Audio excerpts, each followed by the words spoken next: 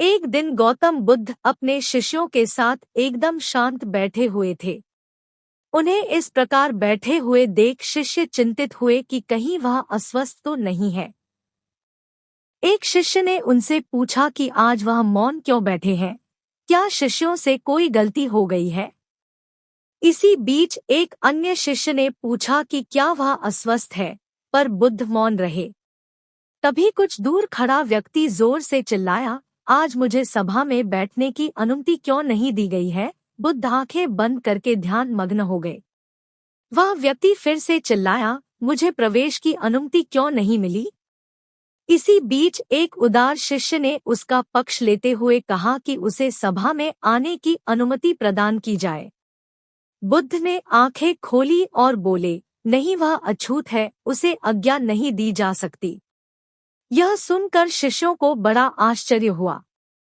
बुद्ध उनके मन का भाव समझ गए और बोले, हाँ, वह अछूत है। इस पर कई शिष्य बोले, हमारे आश्रम में जात-पात का कोई भेद ही नहीं, फिर वह अछूत कैसे हो गया? तब बुद्ध ने समझाया, आज वह क्रोधित होकर आया है। क्रोध से जीवन की एकाग्रता भंग होती है।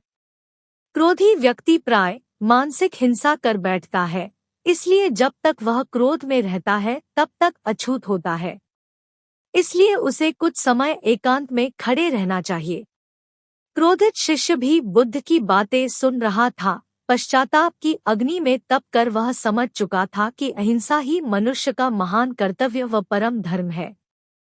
वह बुद्ध के चरणों में गिर पड़ा और कभी क्रोध न करने का प्रण लिया। शिक्षा आशय यह है कि क्रोध के कारण व्यक्ति अनर्थ कर बैठता है और पश्चाताप उसे बाद में होता है, जिसका कोई लाभ नहीं मिलता। इसलिए हमें क्रोध नहीं करना चाहिए। असल मायने में क्रोधित व्यक्ति अछूत हो जाता है और उसे अकेला छोड़ देना चाहिए। क्रोध करने से तन, मन और धन तीनों की हानि होती है। क्रोध से ज्यादा हानिकारक कोई और वस्तु नहीं है।